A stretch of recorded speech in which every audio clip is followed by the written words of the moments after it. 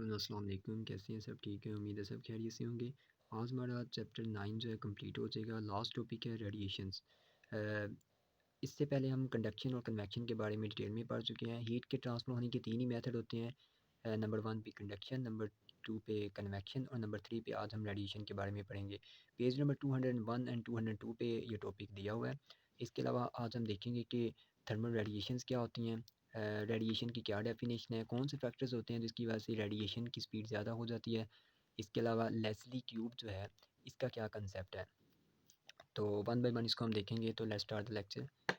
अच्छा, सबसे पहले मैं आपको थोड़ा सा ये रिमाइंड करवा दूं कि हीट के ट्रांसफ़र होने के जो तीन मेथड थे, जो कि मैंने आपको चैप्टर के स्टार्ट में ही बताया था। नंबर 1 पे था कन्वेक्शन। कन्वेक्शन में तो ये होता है कि हीट ट्रांसफ़र होती है एयर मॉलिक्यूल की मूवमेंट की वजह से या लिक्विड मॉलिक्यूल की मूवमेंट की वजह से। तो यहाँ पे अगर आप देखें तो ये जो फायर एक्टिविटी यहाँ से पर हुई है, तो यहाँ से जो हीट ट्रांसफ़र हो रही है अपवर्ड डायरेक्शन में हवा की मॉलिक्यूल की वजह से, ये कन्वेक्शन का प्रोसेस है। कंडक्शन में एक सोलर पार्टिकल्स की वाइब्रेशनल मूवमेंट की वजह से हीट ट्रांसफ़र होती है। जैसे कि ये एक सोलिड रॉड है, ठीक है? तो यहाँ से सोलर पार्टिकल्स की वाइब्रेशनल मूवमेंट की वजह से हीट ट्रांसफ़र होगी आहिस्ता-आहिस्ता इस पॉइंट से इस पॉइंट तक। तो ये कंडक्शन का प्रोसेस है। तो कंडक्शन सोलर सब्सटेंस में होती है, कन्वेक्शन एयर मॉलिक्यूल्स या लिक्विड मॉलिक्यूल्स में। और जो रेडिएशन का कंसेप्ट है, जो आज हम देखेंगे डिटेल में, इसमें हीट ट्रांसफ़र होती है इन फॉर्म ऑफ वेव्स। मतलब कि वेव्स की फॉर्म में हीट जो है वो ट्रांसफ़र होती है और ये किसी भी डायरेक्शन में हो सकती है। मतलब कि अपवर्ड भी हो सकती है, राइट पे, लेफ़्ट पे, डाउन पर। मतलब कि रेडिएशन जो है ना, ये मल्टीपल डायरेक्शन रखती हैं, ठीक है? लेकिन जो कन्वेक्शन है इसकी डायरेक्शन सिर्फ़ एक ही होती है, एक स्पेसिफ़िक डायरेक्शन होती है, ओके? लेकिन रेडिएशन जो है ये वेव्स की फॉर्म में क्योंकि ट्रांसफ़र होती हैं और इसको किसी मीडियम की ज़रूरत भी नहीं होती, तो इसी वजह से ये सभी डायरेक्शन में फैल सकती हैं। तो ये तो हमारा मतलब कि शुरू में बेसिक कंसेप्ट था कि हीट ट्रांसफ़र होती है तो किन मेथड से होती है। अब हम देखते हैं कि रेडिएशन जो है, हमारा जो टॉपिक स्टार्ट हो रहा है पेज नंबर 201 से। तो रेडिएशन के पहले हम डेफिनेशन देखते हैं। Radiation is the mode of transfer of heat from one place to another in form of waves called electromagnetic waves. तो हीट को ट्रांसफ़र करने का एक ऐसा मेथड जिसमें कि हीट एक जगह से दूसरी जगह पर जाती है वेव्स की शक्ल में, ठीक है, वेव्स की फॉर्म में। तो इसे हम रेडिएशन कहते हैं। अब ये वेव्स होती हैं, ये इलेक्ट्रोमैग्नेटिक वेव्स कहलाती हैं, ठीक है?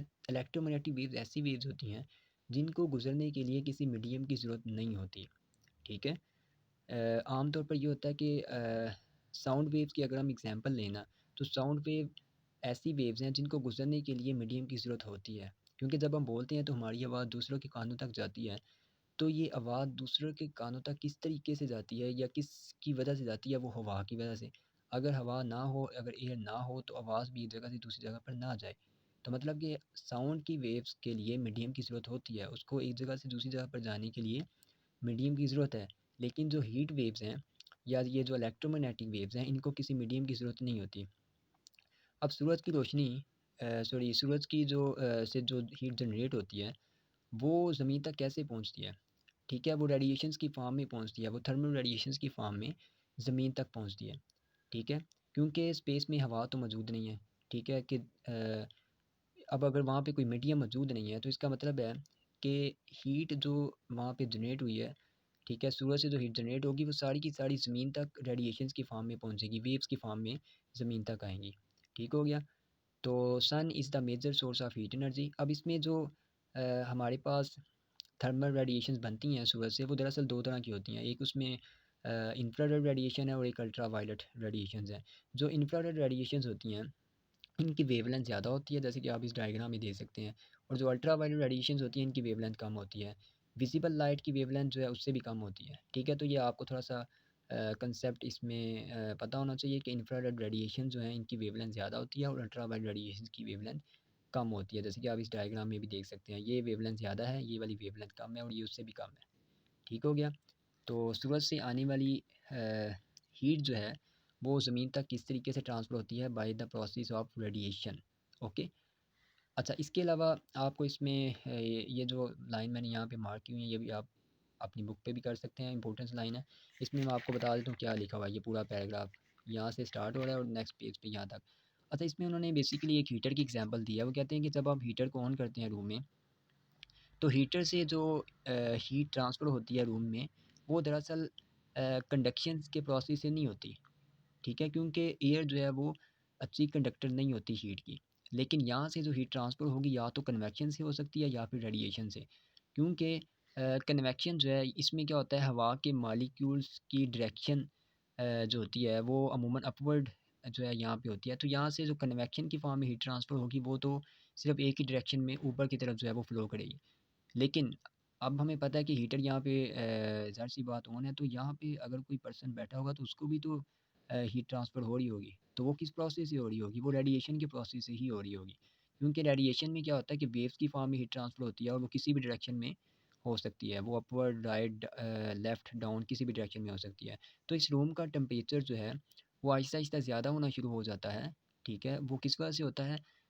कन्वेक्शन एंड रेडिएशन दोनों की वजह से। कन्वेक्शन में तो हीट ट्रांसफ़र होती है अपवर्ड डायरेक्शन में, ठीक है, एक ख़ास स्पेसिफिक डायरेक्शन में, जबकि और वो एयर मॉलिक्यूल की वजह से होती है। लेकिन रेडिएशन में एयर के मॉलिक्यूल की वजह से हीट ट्रांसफ़र नहीं होती, क्योंकि ये वेव्स की फॉर्म में ट्रांसफ़र होती है और ये किसी भी डायरेक्शन में हो सकती है और इसके लिए किसी मीडियम की ज़रूरत भी नहीं होती। ठीक है, तो ये आपका मेन कंसेप्ट हो गया कन्वेक्शन का और रेडिएशन का। अब रेडिएशन जो है वो सभी बॉडी से मतलब कि इमिट होती हैं, निकलना स्टार्ट होती हैं। अब कितनी स्पीड से किसी भी सरफेस से रेडिएशन इमिट होती हैं, मतलब कि निकलती हैं, वो डिपेंड करता है कि उस सरफेस का या उस बॉडी का कलर किस तरह का है। अब अगर कलर डार्क होगा तो रेडिएशन भी ज़्यादा निकलेंगी, ज़्यादा रेडिएशन इमिट होंगी, ठीक है, और उसमें अब्जॉर्ब भी ज़्यादा होंगी। क्योंकि डार्क कलर जो होता है जैसे कि ब्लैक कलर है, तो वो बहुत अच्छा इमिटर भी होता है और अब्जॉर्बर भी होता है, ठीक है। मतलब कि ब्लैक कलर ज़्यादा रेडिएशन को इमिट भी करता है, अपने अंदर से रेडिएशन को निकालता भी है ज़्यादा और ज़्यादा रेडिएशन को अब्जॉर्ब भी करता है, ठीक है। और जो वाइट कलर है, लाइट कलर्स होते हैं, ठीक है, वो अच्छे एमिटर और अब्जॉर्बर नहीं होते। ठीक है, इसकी कॉमन सी एग्जांपल ये है कि गर्मियों में अगर आप ज़्यादा अगर डार्क कपड़े मतलब कि जो डार्क कलर होते हैं, वो आप पहनते हैं तो वो ज़्यादा हीट को अब्ज़ॉर्ब करते हैं, ठीक है? और ज़्यादा गर्मी लगेगी। लाइट कलर इसी वजह से पहना जाता है क्योंकि वो इतनी ज़्यादा हीट एनर्जी को या हीट को ज़्यादा अब्ज़ॉर्ब नहीं करते, ठीक है? वो इतने ज़्यादा अच्छे अब्ज़ॉर्बर और एमिटर नहीं होते, तो इसी वजह से कलर बहुत ज़्यादा डिपेंड करता है रेडिएशंस के एमिट होने में। दूसरी बात, texture of the surface. Texture of surface से मुराद है कि सरफेस का मतलब कि टाइप कौन सी है, वो प्लेन सरफेस है, वो रफ सरफेस है, ठीक है, खुरदरी है, प्लेन है, पॉलिश्ड है, शाइन सरफेस है। तो ये बेसिकली अब अगर कोई डल सरफेस है या कोई हमारे पास रफ सरफेस है, तो वो अच्छी इमिटर भी होती है और अच्छी ऑब्जर्वर भी होती है। मतलब कि उसमें रेडिएशन ज़्यादा जज़ब भी होती है, उससे रेडिएशन ज़्यादा निकलती भी है, ठीक है।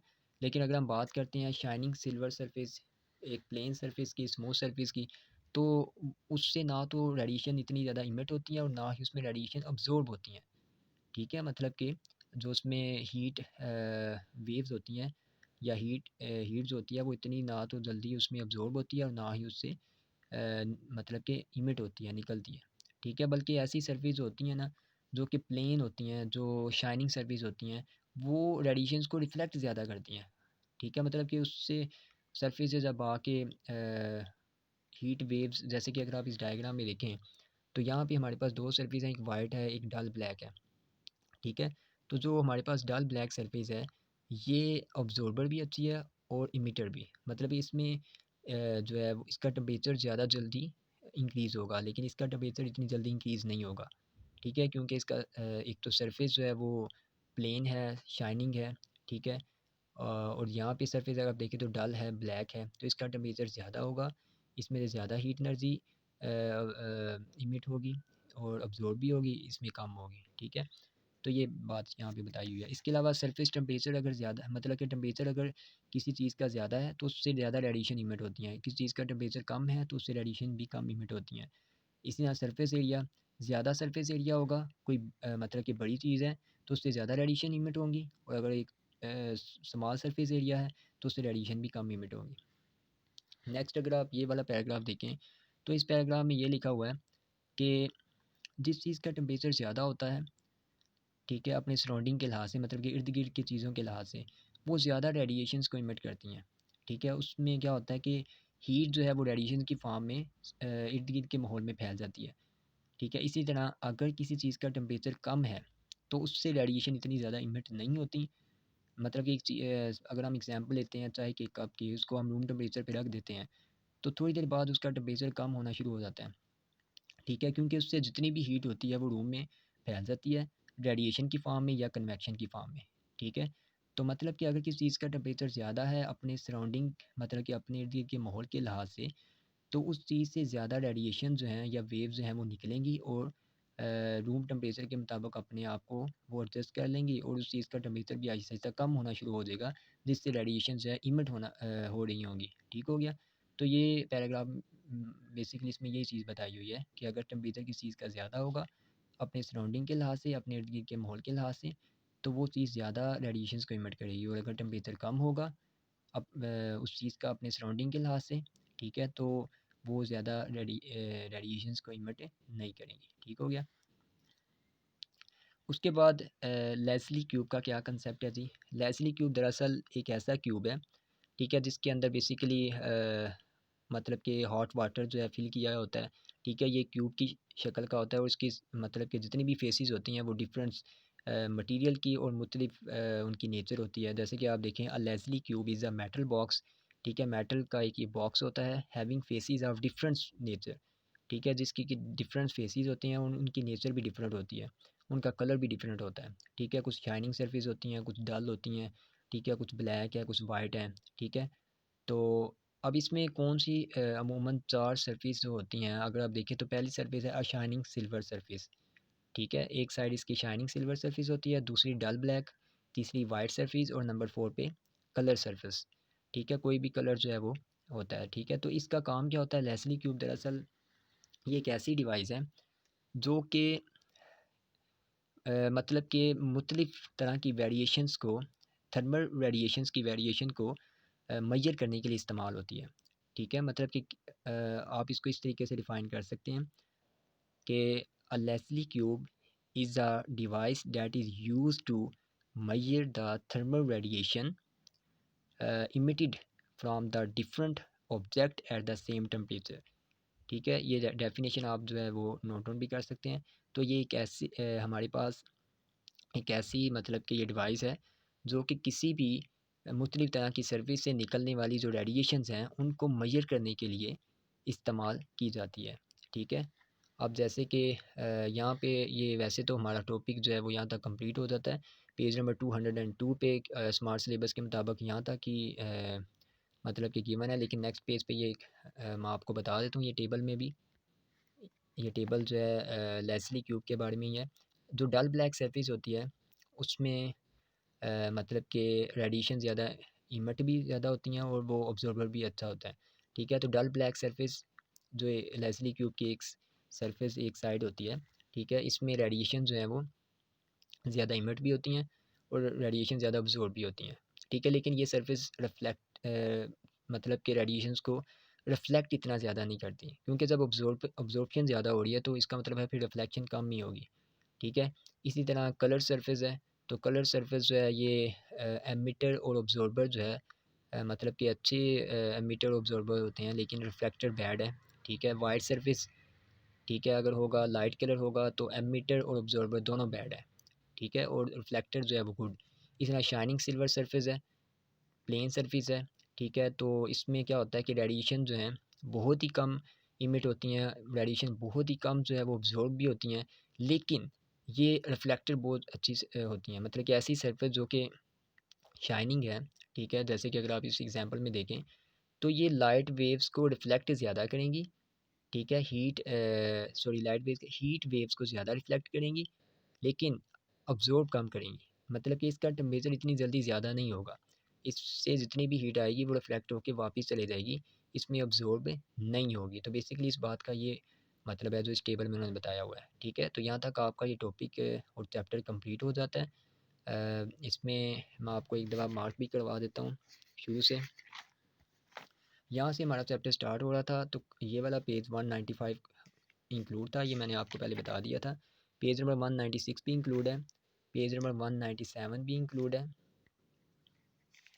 उसके बाद पेज नंबर 198 ये शामिल नहीं है, ठीक है। 9.1 एग्जांपल शामिल है, ठीक है। ये आपको मैं नेक्स्ट वीडियो में भी करवा दूंगा। कन्वेक्शन जो है ये इंक्लूड है, ठीक है। और उसके बाद ये वाला भी इंक्लूड था, ठीक है। पूरा पेज नंबर 201 भी इंक्लूड है, और आज हमने रेडिएशन वाला किया है, तो ये मैंने आपको पहली मार्क करवा दिया है।